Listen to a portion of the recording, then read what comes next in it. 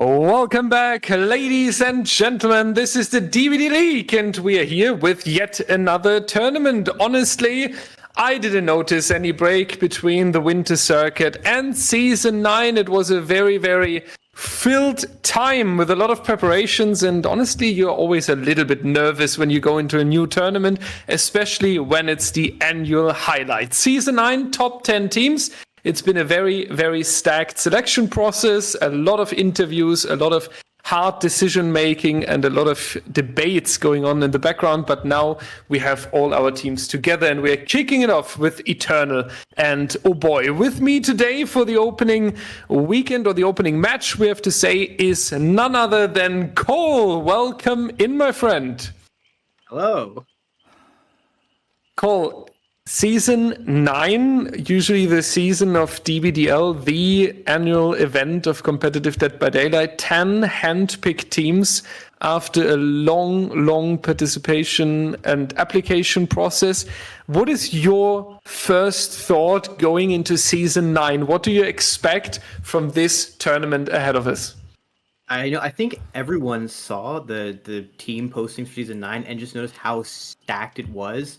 We've had Eternal reforming. We've had Trauma and Oboy reforming. We've seen X9 have some great successes in some other tournaments, and now some of those players are on Tremor. So we've also had, Sinners come in recently from the last event representing South America. So there's teams from all around the world are showing up for this event specifically. Absolutely, yeah, especially with this South America edition, you mentioned it, the community getting wider in Winter Circuit. We have seen the great addition of Sinners to the competitive scene and all their comebacks, all their different strategies. So we're really glad to have them back here today. And you talked about it, a lot shifted, a lot happened for Season 9. This doesn't only apply to the teams. We will talk about Eternal and Oboy specifically because both of these teams rebranded, but also a little bit of shift in the rule set for Season 9. We adjusted the ping rules a little bit. This is all more important for the teams, so we don't want to annoy you with numbers too much. But one rule is definitely going to come in clutch. First of all, teams have to hand in their Survivor and Killer perk builds again, just like in Winter Circuit.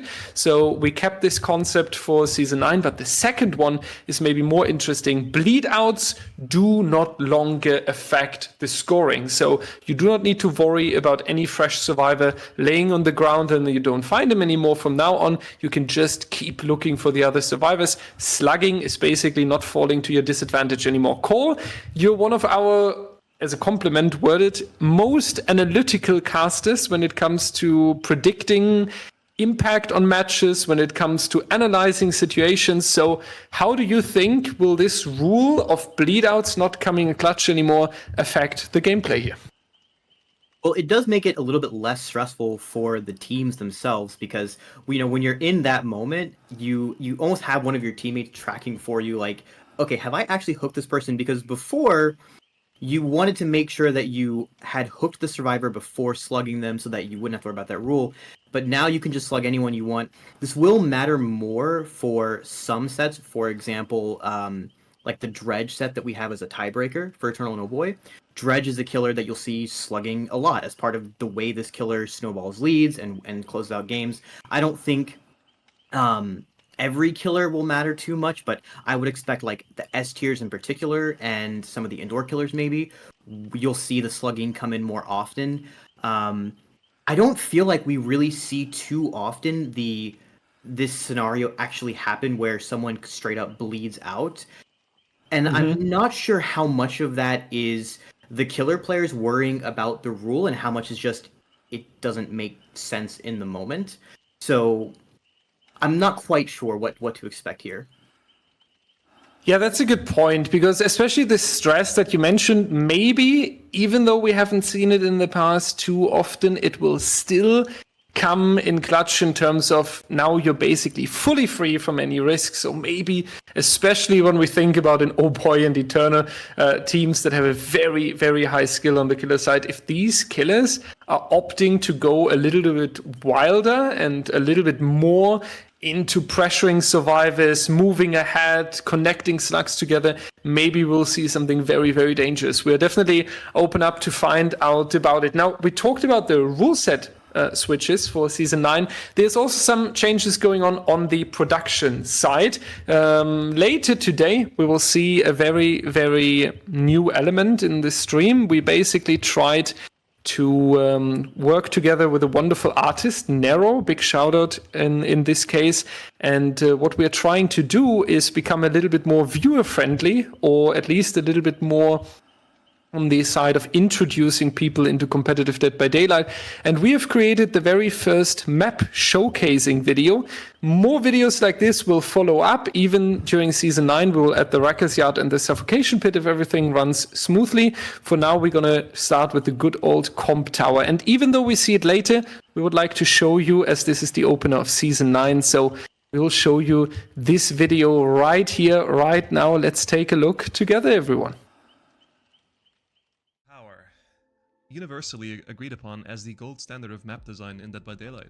It's the by far smallest version of Macmillan, and because of that, it's filled with connected pallets and tiles. Small size also means there is very little downtime, with killers always being able to interrupt generators or change their game plan. It's filled with fast unhooks, dynamic chases, momentum shifts, and other explosive gameplay. It has the classic rectangular shape, with shack on the one side and main building on the other, both of which represent safety to an extent, especially against low mobility killers. The classic gen spawn on CT are one generator on main, and a somewhat loose 4-gen towards main building on most spawns, though a 5-gen is also possible. Survivors have to be careful not to leave the main building gens uncontested, because they can be quite hard to break in the 3v1.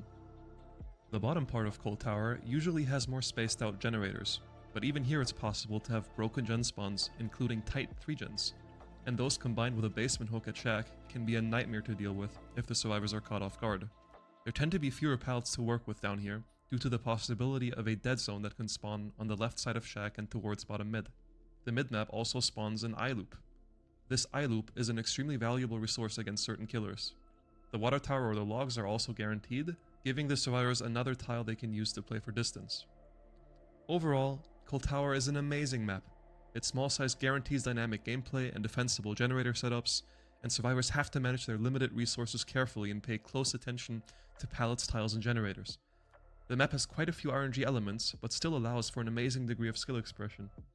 For all those reasons, the good old Comp Tower is an amazing map to both watch and play on, and it will likely continue to be the gold standard for a long time.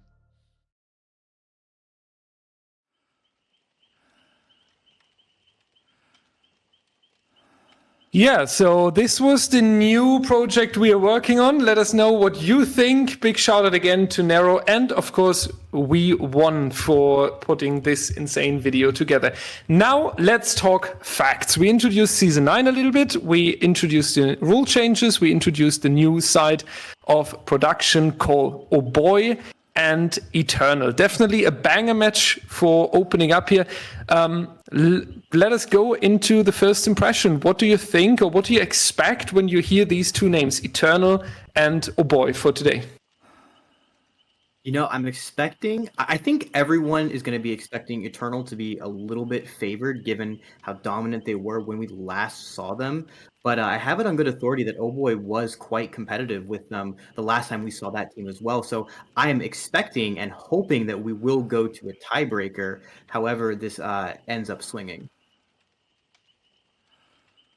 Absolutely. And I mean, swinging and going around with the results not being that clear is what the history of the teams shows us as well. Oboy was disbanded for quite some time. Eternal was disbanded for quite some time. I pretty much remember the artwork Nightlight posted on Twitter with their logo and the hand coming out of the grave announcing that Eternal will reform. And I don't even know if Eternal is stronger since they rebranded. The same level, definitely not weaker. And the same goes for Oboy. I talked to Mathis quite some time ago and he said, yeah, we are planning on bringing Oboy back. And then it actually happened. And since then, Oboy is so full of energy.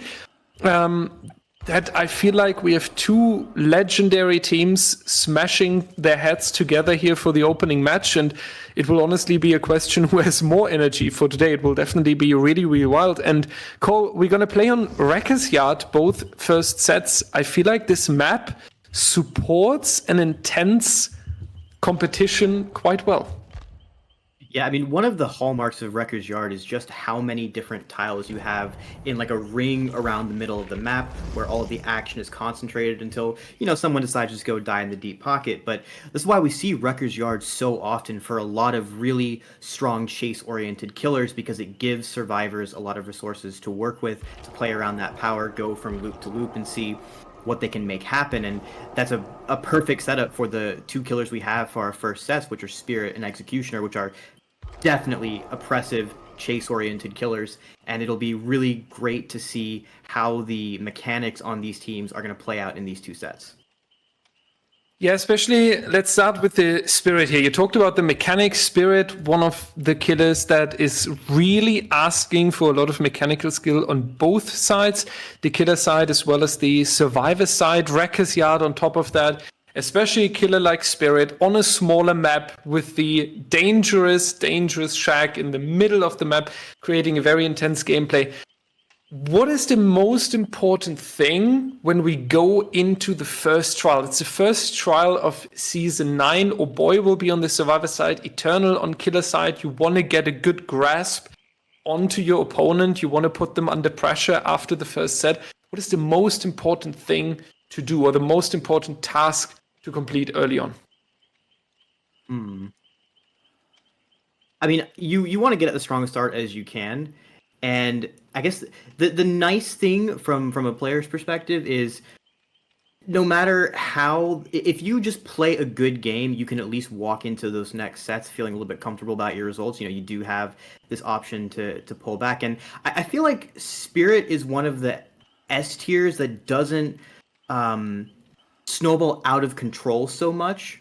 So I don't feel like this is the kind of set that would, put one team sort of off their footing if it goes a little bit too far south. Like you're not going to get like that 4K3 that can happen in like a really bad Blight set, So and I think Spirit is a little bit more straightforward to play against from like the team perspective. Absolutely. I have to agree on that. And what I like so much about this best of 3, I don't know if the teams made it intentionally or not, but after the Spirit, where you play very differently, like you have to listen to the audio cue, you have to really prepare for good unhooks, good team rotation. You don't want to give this killer too much pressure.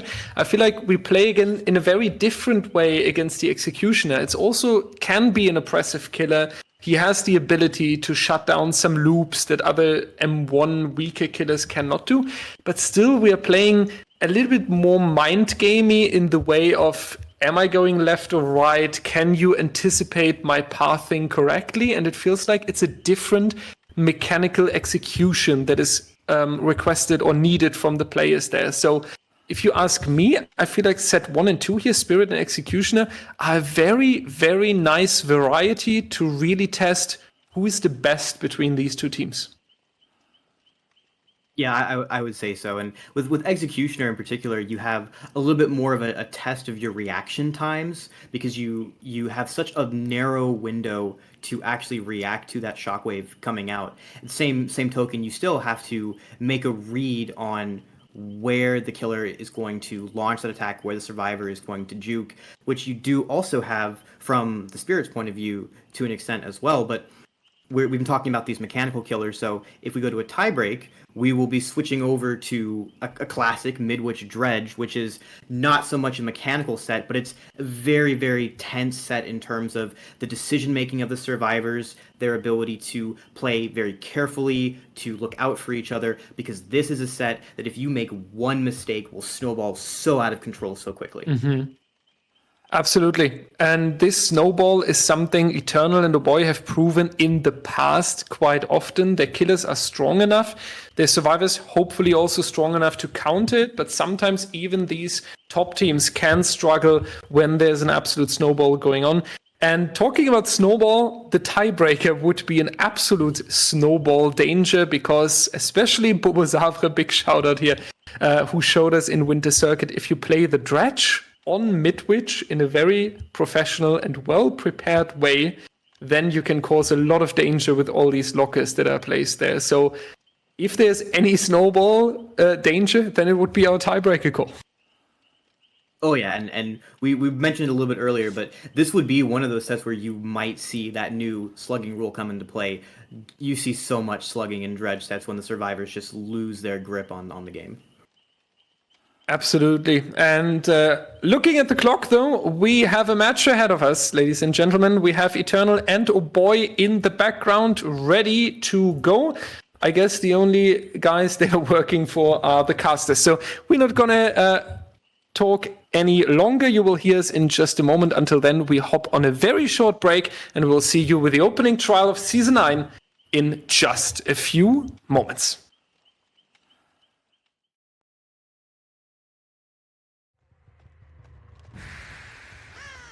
And welcome everyone to the inaugural game of Season 9. We've got Zaka playing the Spirit for Eternal against Survivors of Oboy, and we have a chase already, finding, I believe it is Adam by the Fun Bus, going to pre-drop that pallet and try to play around the Spirit's power, but Zaka is going to go ahead and take chase through the bus still, as Adam has left the tile, and it does not have something to play with, but the attack is going to whiff, and so Adam will make Shack in time without taking hit, will pre-drop the Shack pallet to get some distance away, drops the Firecracker too, it looks like, but he will have to deal with this next phase from Zaka.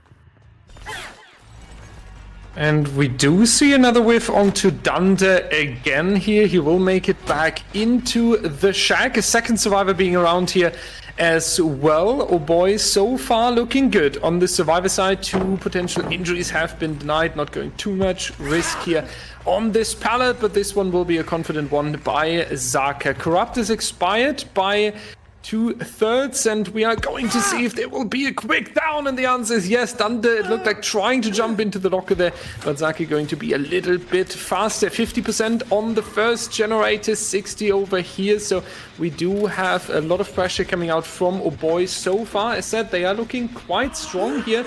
Really like what we see for the first trial here.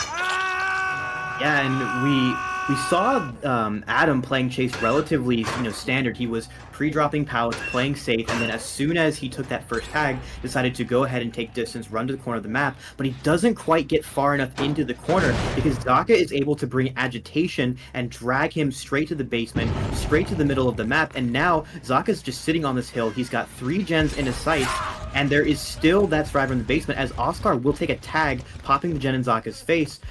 And we'll have to see if Zaka will be committing to this chase, as Dunder is just sitting in the basement and Zaka, does not want to let him go. Remember, Adam pre-dropped that Shack pallet in that first chase, so there is no safety when you try to leave that basement. And we are only a few seconds away from the struggle phase here. Just for everyone, if they do fill up the meter for the self-unhook, survivors are not allowed to use it in competitive Dead by Daylight, so we will need an active team member going into the basement. But so far it seems like Oboy is going to stick to the good old rule, gens before friends, and that's going to be Ada in time here onto the pallet. Another stun for Zaka here. We do have 1 injury and the hooked Dunder in the basement now in the second hook stage here, but besides that, not too much pressure, and in the perfect moment when Zaka was pretty far away, they do go for the unhook here. Zaka doing a little bit of blocking to waste a little bit of time for the survivor. This is all good. Adam makes it out, but there will be the deep wound status effect nonetheless, and now it all comes down to the question, will Dunder be able to waste more time? He's staying in the pallet for the potential pallet save. Ace is still around. Daimao setting up to help the teammate here. This is going really intense, and Zaka is pressured because the other 2 survivors are constantly doing the generators here. Cole, this might be a very cruel moment for this best of 3. Yeah, this is exactly what you want to see. Dunder knowing he doesn't have exhaustion because his exhaustion is overcome. He doesn't have anti-tunnel, so the only way he can try to survive is to go on the pallet, and we see the ace coming in with that pallet save, and the blind to follow it up is going to have Zaka so disoriented, as Dunder will try and get as much distance away as he can. That should be enough time to at least die in the right spot. Does not quite read the pallet drop right. Zaka comes in on the on the right side of the pallet and does get that down. So this will be Dunder dying at basically 2 gens. We're going to see 1 pop before this hook comes in and some progress on the others. But it'll all come down to now, what is the gen spread looking like for Zaka? The survivors have been playing so cleanly so far. I would assume they have a very, very wide gen spread, but it remains to be seen as now we're going into the 3v1.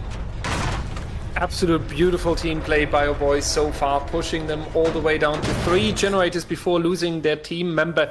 And as you mentioned, more pressure on the other generators. We do see here they do have a 3-gen in a line, so this is nothing great for the killer at all. The other 1 generator outside of the wrecker's yard here towards the east side, we could say. So that's going to be a very difficult task for Zaka here. We do spot the next survivor pretty quickly, but he's going to be able to chain it into the window here. Now waiting at the corner, trying to avoid Zaka, and it seems like Spirit is opting to defend the other generators. Here, Zaka going cross-map once again back to the fun bus, where he knows that some pressure was applied earlier. We do see a little bit of progress being in here, and Oboy now switching their playstyle from a very aggressive team in the early game that was slamming 3 generators. They are now switching it to a very carefully approaching team, or careful approach on the generators here, to not take further unnecessary injuries and being pressured with the sloppy butcher. I really like the switch of the strategy that we see here, because it really shows us that Oboy can adapt to every situation quite perfectly. Yeah, and Zaka is applying Eruption on all these gens, but the survivors are basically able to split 3 on 3 different gens. They don't even need to bother with Shack. That one's in the middle of everything. You just leave that alone. And then you have so much leverage to try and pre-leave your tile when Zaka's coming. And he has a decision. Do I use my power for mobility? And if I do that, I will get there in time, but I won't have it up to chase a survivor when they appear. And now Renato being able to make it to this long wall tile with a pre-dropped pallet, there's a decent amount of safety here. Still not super safe because it is a Spirit, but the other 2 survivors are able to crank out the gens they were working on while this chase is happening, and Zaka has either lost Renato's trail or has decided it's just not worth the time, as Ada not quite judging her distance right and will take a tag on that pallet. With 2 survivors being injured, this is the opportunity that Zaka might have for a comeback if he's able to get Ada slugged here, and possibly also a slug onto Renato later. With Agitation, he can get the exact hook that he wants, but Daimao is so close to popping this gen, and I don't think Zaka's going to be able to interrupt that, even with the Eruption proc that triggered on it. This is going to be a lot of difficulties for Zaka here. We do see the caretaking, the very gentle caretaking of the generator at the fun bus, and there is 1 generator remaining. Oscar injured, Daimao healthy. There's the rescue already onto hitboxes, so 3 survivors back onto pressuring the objectives here. Zaka definitely under pressure. We can tell Agitation helped a little bit so far in case of not losing too much time when going for the hook stages, but there is a lot more needed in order to keep Oboy under control here. Sloppy Butcher doing a little bit of work now as we have 2 injuries, so Zaka's next goal will be to get that back as quick as possible. Oscar here a little bit on the outside, Ada looking for the teammate as well. The question is, will Zaka be able to locate the injured survivor before they can go for a reset here? This could be a turning point, but looking at how careful Oboy was playing so far, this should be a thing, but he does spot Daimao. Luckily, the sprint burst is coming in clutch here. Now is a difficult decision for Oboy already. Will they go for the reset, or rather slamming the generator here? It looks like Zaka has decided to just take his tag and try and find those survivors they're resetting. We saw earlier, he left the hook when that unhook came in because he was definitely trying to find that injured Renato, was not able to find him until just now, right after he gets reset. But Zaka is going to have to get these injuries to come in and try and have 2 or 3 injured survivors before snowballing off of that to try and get a win here. He is so close. With the down coming onto Renato, not quite able to drop that pallet in time, and that means this is going to be another basement hook, almost certainly. And this is... Oh, Zaka opts to go for the nearby generators in between here in this jungle gym, trying to have a better approach or better control over these 2 objectives. Oscar going to be on his first hook stage, which means that we do have 2 minutes of hang time whatsoever. So not too difficult for Oboy yet. They are not in danger of losing another teammate straight away, but we do see Daimao here being in a very difficult spot, does manage to escape a little bit longer. But Cole, this looks like Zaka slowly taking over the control here. Yeah, this is that sort of war of attrition that you can get in the 3v1. Zaka knowing I don't need to hook Ace right now. Hey, that could actually be that new bleed out rule coming in, although I believe that Ace has Unbreakable, so this can backfire now that the other two survivors are healthy. They're just going to run as far away as they can from that gen, the one that's so close to being done, or at least was earlier. But now Ada sort of running off in the direction of the slug. She does use her lithe. If you've got two survivors down here, this is actually really good for them because once again, I'm pretty sure Ace has Unbreakable. So we see the Unbreakable into the flashlight save. Oh dear, we were just talking about how Zaka is taking over control a little bit again, and Oboy's like, nope, that's not gonna happen, and showcasing their insane teamwork once more. In just the first trial, they've already impressed us twice with their coordination here. So this is the reason why Oboy is in DBDLeague, ladies and gentlemen. I think they have already shown us this very, very clear. And they are yet in a difficult spot because Daimao is still injured and Oscar is known to be in the corner of the map there as well. So Zaka can potentially go ahead and go at least for an injury here. We are going to see that exactly now. Scratch marks going to lead us very clearly to the survivor who will use the sprint burst from the injury to get back into the mid-map, but since they are resetting, Zaka with enough time here to go for a down onto Oscar, but he will just run straight. This was unexpected. Not going to take the window here. Will we see a successful fake? That's not going to come through, so we will see another down coming through onto the survivor of Oboy here. We are on 5 stages so far, stage 6 coming out now, 1 generator remaining. Cole, how do you rate the chances at the moment that Zaka is defending that final generator? I honestly think we're staring down the barrel of a 4K one right about now. Like, that was a really sick flashlight save, a huge morale boost, and definitely something you put in your montage. But the problem is it doesn't actually end up materializing into a whole lot. The survivors are having to spend so much time resetting, and they're not actually getting any gen progress really for the health states that are being chewed through. We're slowly seeing, an extra hook state, another hook state, another hook state, and we're at 6 stages already with no sign of the survivors able to pop that last generator unless maybe Daimao has made his way off into that deep pocket. But once again, we're now at 2 survivors injured, and if Daimao gets found, they're not really any further to their objective, and Zaka is going straight there just to make sure that is not what's happening. And we do see that spark in the distance. We know that's what Daimao's been doing with his time. We should expect to see Oscar and hitboxes resetting, but this is a separate gen. It's not close enough to being done, and it's really difficult for survivors to decide what they want to do here. Ace does get that sprint burst and the BM flashlight on the ground, but Spirit's really fast in her phase, and this might be a tag, and Ace hasn't really been able to get anywhere away from this gen. Getting away from this gen is really important, and getting away from the killer here with this pallet is important as well, but Ace will still take the injury right here. Now we are down to all survivors taking the injury, and therefore more sloppy butcher pressure, more danger from the Spirit, and more pressure by Zaka onto Team Oboy. But this generator here has a lot of progress, and not only a lot of progress, it is also completed. We are going into the end game here.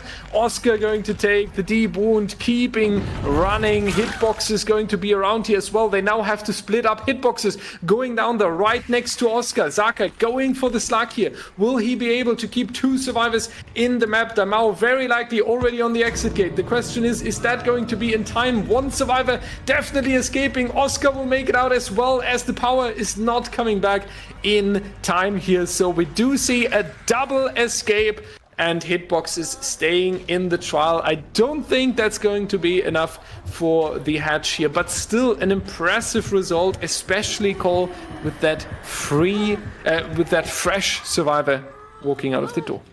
Yeah, we saw Zaka's Spidey sense tingling just not quite in time. Ace deciding to go deeper into the corner. We saw two survivors who were injured and they weren't resetting, and Zaka shows up to that gen not quite in time to stop it. Survivors do pop all gens. Now, this is a bit expected. Spirit should not be a 4K if both sides play well, so a 2K8 is a very respectable result. But it does mean that the killer player for Oboy is going to have a relatively straightforward win condition, knowing if I just 4K, I don't have to worry about my gens into that end game. Yeah, this is a very, very great opener for Oboy here. 2 men out, a fresh hook coming out as well. Cole, quick analyze to go before we are going into the second trial here, switching it up. Do you think we will see Eternal actively keeping one survivor hidden to match the fresh out as well? Or will we just see them playing very aggressive on the gens to get as many stages out of the door here as quick as possible? What would be the best strategy here? I'm honestly not sure. I think the main thing for them would be to try and avoid that early basement hook. That was something that almost backfired super hard for Oboy here, because Spirit is just not quite able to snowball. We saw how quickly the survivors were able to crank out those gens even with that early hook into the basement. So if you just avoid that, you can have that gen pressure matched while also having a much easier time getting those saves and preserving your hook stages.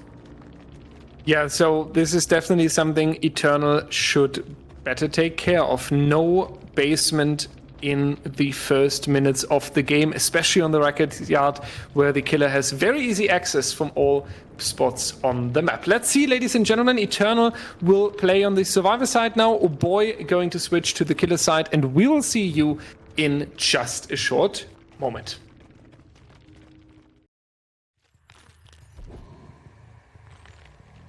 Welcome back, everyone. It's Obii for Oboy taking the responsibility on the Spirit on the Rekka's yard against Dan, Nightlight, Royalty, and Zaka. If this is not a very stacked survivor roster, then I don't know what you have been witnessing in Comp DBD the last few years. You must have lived under a rock, and Royalty here is showing us the skills of the Eternal survivor roster at the start, immediately getting a very nice stun onto Obii, getting into safety. Honestly, Cole, let's talk about Infectious Fright as one of the perks being brought here. What do you think about that? The Infectious is such a strange choice, because normally that's the kind of thing, like the dark technology you'd see busted out when you know you've got a rough win con, but of course these are builds they picked well in advance, not knowing that, so I don't know if what Obi's cooking here. The only thing I can think of is maybe wanting to say, okay, if I down you on a pallet, I don't have to worry as much about someone coming in with a sprint burst for the pallet save. We did see that once before in the previous game. Part of it can also just be that on these S tier sets, a lot of the perks they like to run aren't available, so you may as well throw something spicy in there. But, running Infectious over something like Agi or Noed, or, even some of the more passive slowdowns like Dying Light is a little bit of a strange choice, and Obii seems to be struggling a little bit to, find the chase that he wants to take. He does get that first tag onto Nightlight, a bit of a caster curse. Sorry, Nightlight, as he will go ahead and run over to that fun bus, but a gen pops for this start, and Nightlight is choosing to, take his chase in the corrupted gens. He's got a bus. Yeah, it's very important what you mentioned there, not finding the chases so far, or the optimal chases so far that you're looking for, because especially with Sloppy Butcher plus the Infectious Fright, you have a very, very chase-orientated build here. You really want to apply pressure through multiple injuries with the Sloppy Butcher, and you want to get some downs to get the information value, potentially even the snowball potential from the Infectious Fright here. First hook stage coming in, so we do start getting the Pop Goes the Weasel tags, but there's a lot of pressure so far. We remember in the previous trial we had the first kill on 2 generators, and now Royalty is already on the 3rd generator, almost to completion, while we only have the first hook stage so far. So it's going significantly worse for the killer of Team Oboy here compared to the previous trial. Eternal doing a very, very efficient job. Nightlight just being unhooked, will find himself being tunneled, but Cole, I'm almost a little bit worried about the time factor here. Yeah, now Obii knows, well, But aside from that, like, you know, making a little bit of a misplay, not quite down on the pallet, but Obii would know there's no one there anyway with that Infectious Fright. But a third gen pops, and this death is just not going to come in time for this gen efficiency. This is looking very rough. He does have a pretty decent gen spread here to try and hold on to, but I don't think he has the time.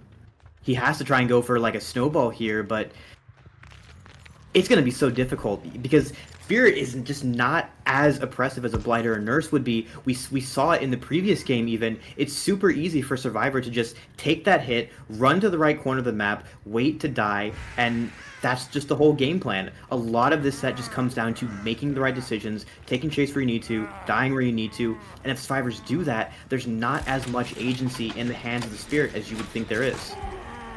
Yeah, I'm a little bit worried too. We do see Nightlight being camped out here, but we do see the stealth around. We do know that generator number 4 is for sure being completed, so we would have 3 survivors and just 1 remaining generator. They also very much outsourced with a lot of distance, and here's going to be the stand up between Ada and the Spirit, and it works out because recently behavior has changed the collision on the hook a little bit, and now it's not so easy anymore to come back onto the hook and just drop it from one side. And a nice play here by Zaka, faking one direction and then going into the other, forcing Obii into a whiff here, taking some distance, and he cannot even go for the down because he needs to worry about generator number 5. Meanwhile, these survivors already left. We can see the great communication of Team Eternal. You do drop the chase with 1 survivor, you immediately face towards the generator, and no survivor is there any longer. Great coordination here. This costed Obii a lot of time and pressure. And what we might remember from the heyday of Eternal, one of the things that this team was just so good at was playing this 3v1. There was no team in the world that was scarier in that situation, and Obii is trying to go for this tactic that we saw previously, get your tags, leave, but actually he looks like he does want to try and catch Ace off guard here and get it down onto Dan, but not quite able to find it, and he does have to worry about these gens still. This is a pretty reasonable gen spread, but there's so much progress on Shaq already, and he doesn't quite have eyes on where these injured survivors are. And it's just so difficult from this position to decide what to do as we have these survivors resetting. And what we were seeing before Zaka was the ability to eke out a hook stage here and there for these injuries, but it's not quite manifesting that way for Obii, and that's going to be the main difference that we need to keep an eye on. 2 injured survivors also. This is giving me a little bit of hope for Obii and Oboy here. We know that Obii has a lot of experience though, so he is definitely able to keep a cool head, keep his nerves together, and not stress too much in a situation like this. So this looks all good so far. Let's see what we are going to have next. That's going to be now the little check on the shack. And then we're going to have Royalty, a very experienced survivor for years in competitive DBD, so maybe not the one guy you want to chase right now when you really need a quick down. Royalty here using this setup perfectly to escape the Spirit and not even taking attack. We do see, yeah, let's call it somewhat of a 3-gen here. Definitely not the most luxury setup, but it could be a lot worse on the Wrecker's Yard, so we are at least playing on 50% of the map structure here. Survivor left again, great communication right here immediately in the back of Obii. They're hopping together on the Shack Gen, 50% already. I guess we need a little bit of a miracle here. Obii needs a very quick down during that next chase. Otherwise, it will be a very, very difficult task here. Unfortunately, the survivors have the leverage here to just play this out super safe because they are functionally ahead. And on top of that, they know just how much they can afford to give Obii.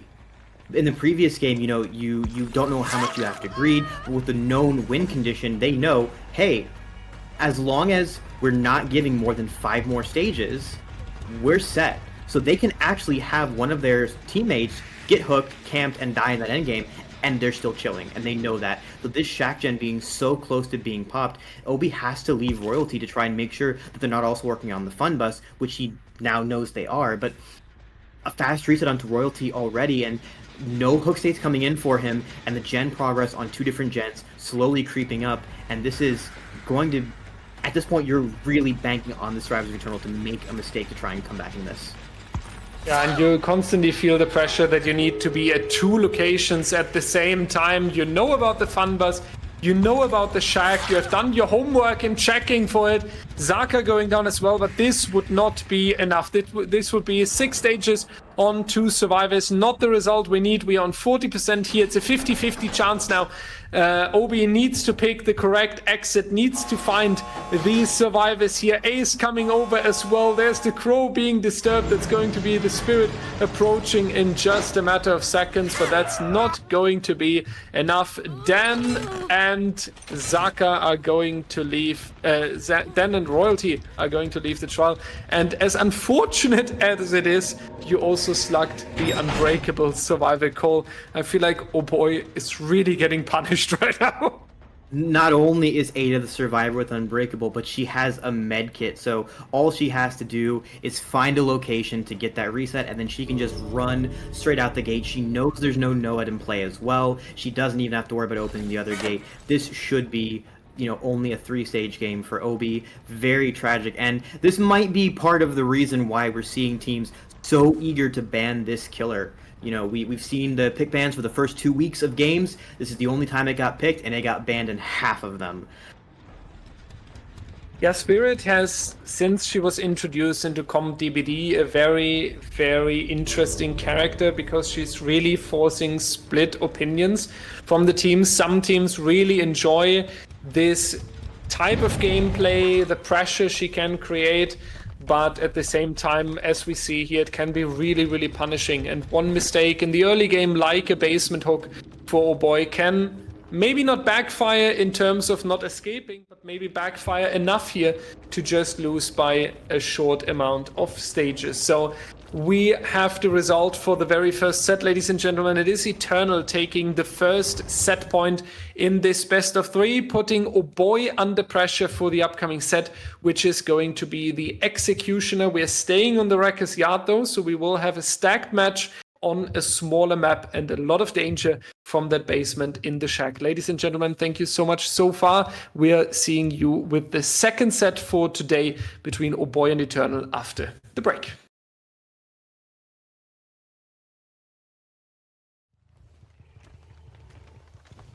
All right, folks, we are back on Wrecker's Yard for the second set between Eternal and Oboy. This time, it's going to be Executioner, Pyramid Head, Dunder swapping in on the killer in place of Obii, and we're going to have a chase onto Zaka right away, and an immediate M2 tag onto him. Goes for a second shot, doesn't quite connect, but Zaka is injured, corralled into the corner, and this is not the first chase you want to have. There's not even a pallet over here. There is not much Zaka can do. This is going to be a super, super quick first down. And yet somehow Zaka managed to waste at least 10 seconds by double backing behind that rock when he was out of line of sight. So at least a few seconds being taken from Dunder here, but I have to agree, great start. And this is exactly how you want to start after you just drop the first set point. Coming in, immediate M2 onto the survivor, forcing them into injury. And yet Eternal doesn't seem to be too impressed. We have 2 generators that already have a significant amount of progress here. So you better follow up this pace. You better interrupt some other survivors, because otherwise you will lose 2 generators regardless here. Yeah, and I want to point out something here. People in the audience might be wondering, well, why isn't this Pyramid Head running Pain Resonance? You know, why couldn't he have stopped that gen progress from that first hook? And, well, the answer is Pain Resonance is now banned on this tier of killer. Survivors Lost, I believe, like, will make it, and Decisive Strike for that. But, so, a little bit of a lower amount of gen regression for the killers now in this pool. So, even though Zaka has that sort of quick first chase, he is at least in the corner, and that means Pyramid Head, no map mobility, is going to struggle to interrupt these gens, and we're seeing Eternal cranking out gens even for this hook as Dunder camping him, but he's going to lose a lot of gens for this. Yeah, this is crazy. You think this is the moment where I have Eternal under control here, and then they are just going to do their eternal business regardless. Dan holding W this time. Great mix here between double backing when out of line of sight and holding W to throw the killer off and not allowing to be anticipated. Nightlight, however, is going to take the tag here, and that's going to be very likely a double one onto the unlocked survivor. Not on Zaka though. We don't have the deep wound just yet, which allows him to make it at least towards the shack, dropping the pallet here as well, and that's still enough time and more distance for Zaka here. You are in a comfortable spot here, tunneling the survivor on 3 remaining generator. The question is, how high will the punishment for that be? And as we all know, you know, tunneling survivors is just a sport for Pyramid Head players, and this is no exception. Zaka is, however, actually doing a good job of waiting out on that shockwave, and even though he's in deep wound, he has no exhaustion, he should not have that much time. This is a very strong tile to play, and Dunder kind of has to bank on getting a sick M2 on him here. But Zaka has elevation on his side, and Pyramid Head is not able to launch that shockwave up. This is such a difficult tile for him to play, and Zaka just has the reads here, and a super safe pallet to drop when that is over. Feeling bad for the killer of Oboy here. Zaka playing this tile perfectly and knowing exactly what it takes to throw the execution off, using the pallet here now as well to have more distance to loop around from, taking all distance it takes to prevent the M2, and how long we are running on this tile already is a very, very impressive sign for Eternal skill. That's going to be generator number 4 coming in clutch as well, and generator number 5 following right after. We were just talking about tunneling on 3 remaining generators, Cole, and now we are worrying about how many survivors are leaving the door, and it might be actually 3 fresh outs. We do at least have Noed coming in. You know, Pyramid Head is one of those killers that you kind of expect is not going to be able to get that 4K before the gens are popped. So Noed, very common selection on him. This is no shot. So Dunder is looking to secure, you know, 1 more kill and try and get a 6 stage out of this deal. But the survivors, probably expecting that, are doing a good job of remaining hidden and probably trying to find that totem. They do find the Noed totem in time for the chase to start onto Nightlight, and there is some progress on this gate as well. So this might actually be the 3 out we were talking about. This is very, very crazy, and there's no way for Dunder to stop them. Even these M2s don't wanna land, and there's the result confirmed. 9 stages are walking out of the door here. 1 survivor with 3 stages staying as a sacrifice. If this is not looking difficult for Oboy now, after they are already down 1 set point, then I'm not sure how to describe the situation. Cole, how do you play this upcoming survivor trial on the team of Oboy to bring us into the tiebreaker? For starters, you pull up Live Split to see if you can beat that speed run. Yeah. I don't know, like, it's such a difficult situation to be in, because, you know, once again, the problem of having a steep win con is also the fact that the other team can play to that, and they know, all right, once I get my first survivor tunneled out, I just need to hook someone once. I don't need to worry about my gens. Like, this is not winnable, honestly, unless something goes seriously wrong on the part of Eternal's killer. Yeah, absolutely insane. Like, the problem I have with Eternal is that they too often leave me speechless in campfire chats or in analyzing afterwards, because usually you're supposed to find some strategies, some suggestions, some potential strategies that can be anticipated for the upcoming trial.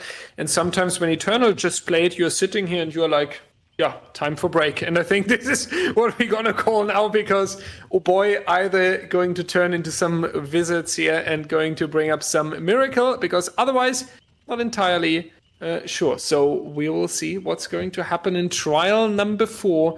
We will see you after a short break.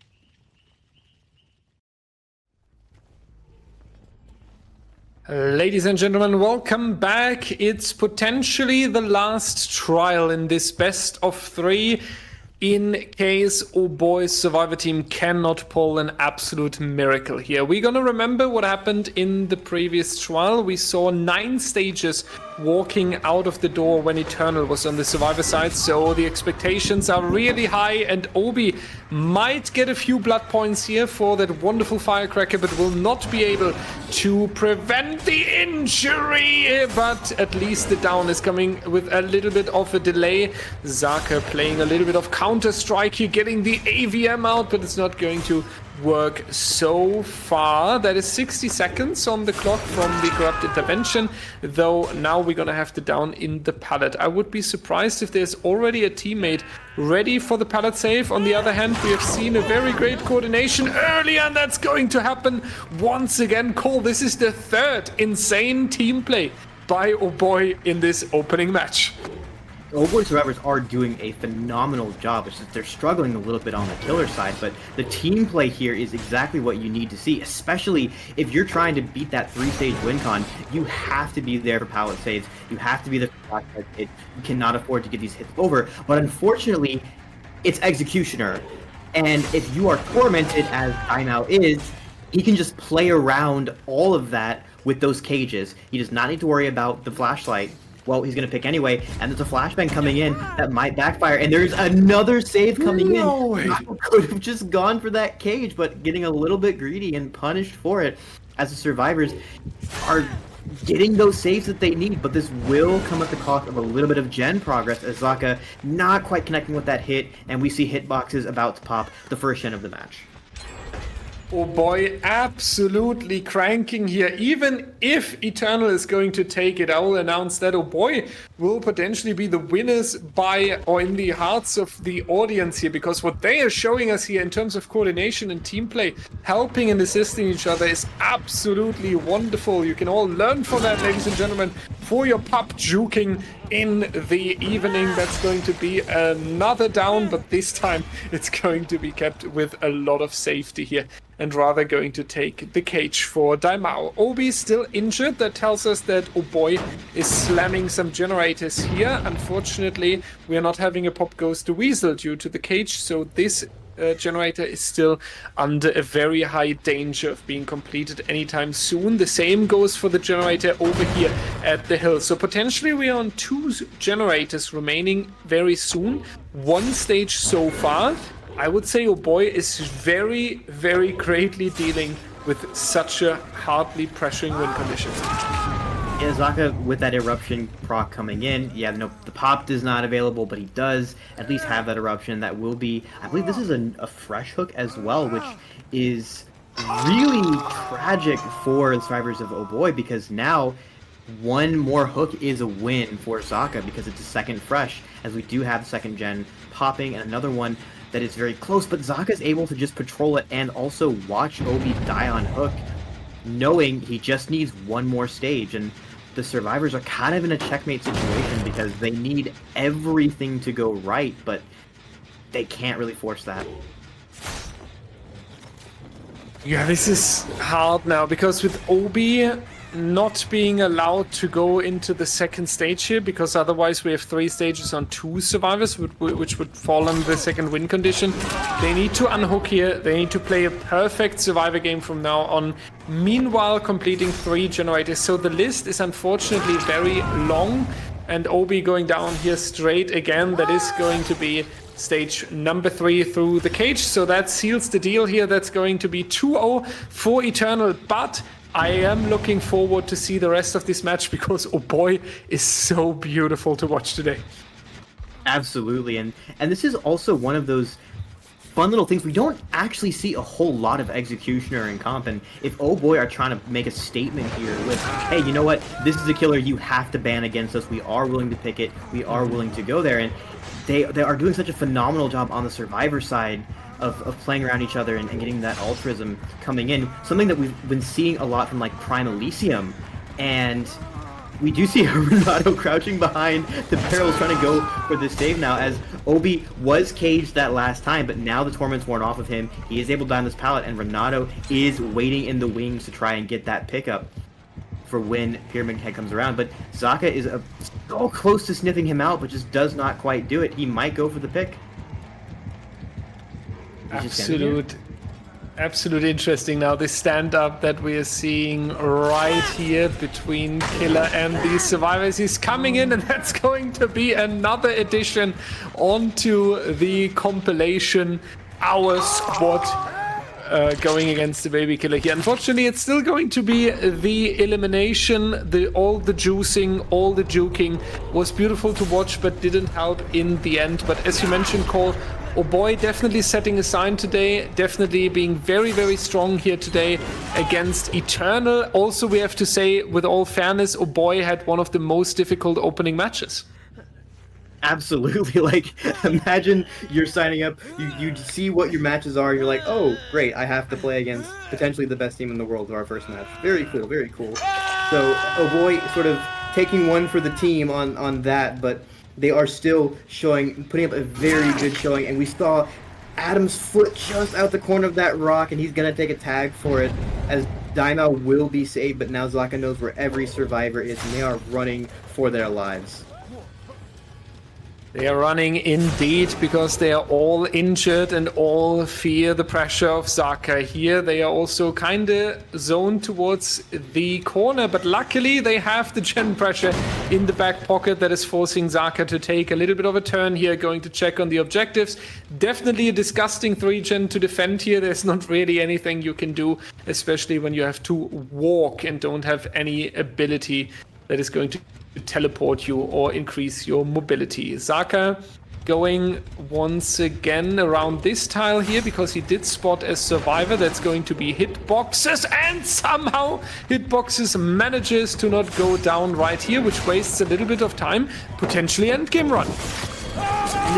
This is something that we saw also in Oboy's Spirit game on the Survivor side, where they did a very good job of having a final 3-gen split that was good for them, just as they have here. These gens are so difficult for the Killer to defend. It makes it so much easier for them to play out this 3v1 in a little bit more of a controlled way. It's difficult for the Killer to actually close this game out, because they can just pressure separate gens, run into the corner, and then what are you going to do? As Hitboxes is going to be slugged for a little bit, Zaka is taking advantage of Pop and Eruption, but the survivors are very likely going to be able to pop the last gen. They will have Noed to contend with, but they have shown a very good understanding of the macro for Wrecker's Yard in the course of this match.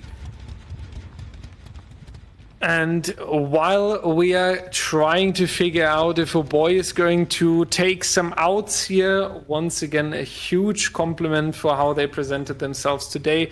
As we mentioned, very difficult opening match here against Eternal, the known legends. So maybe even good for Oboy, having them out of the way. The schedule for the rest of the tournament we cannot even say the lower class teams. It's not even fair when we have a top 10 tournament, so maybe I spoke a little bit too soon in trying to be optimistic there. But looking at all this, how Daimao is winning the mind games here, how Hitboxes was doing a great run, how many pallet saves we saw, how many flashlight saves we saw, the firecracker save we saw, all of this is telling me that we have a lot to expect from Team Oboy here. We do see a little bit of edge map looping here. Zaki going to celebrate that, and that's going to be a quick execution onto Daimao. However, we will see the end game coming up, as Dunder is already ready in the exit gate that's coming through now. So at least one out is going to happen. I'm very confident, and I feel like this is very much fair to how great Oboy has played today. Hitboxes does have life. He might actually be able to make the exit gate, although there is a world in which he doesn't, just because of the Noed speed. Very possible that he's going to go for the hash play here. I think he gets out. I think this is 6th stage. Yeah. So in a weird way, that kind of is the result you expect.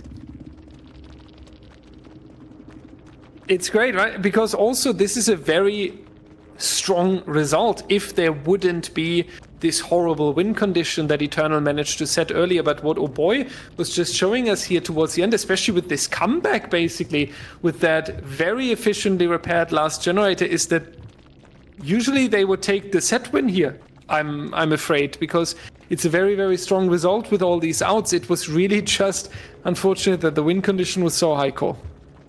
Absolutely. It is a very good showing for Oboy, you know, and I think the other teams are going to be a little bit on guard about that Executioner pick going forward. Yeah, definitely. Oh boy, making sure that we remember the names for week 2. Congratulations to Eternal. I think we can say very strongly we saw exactly what we expected from the rebranded Eternal coming back together here.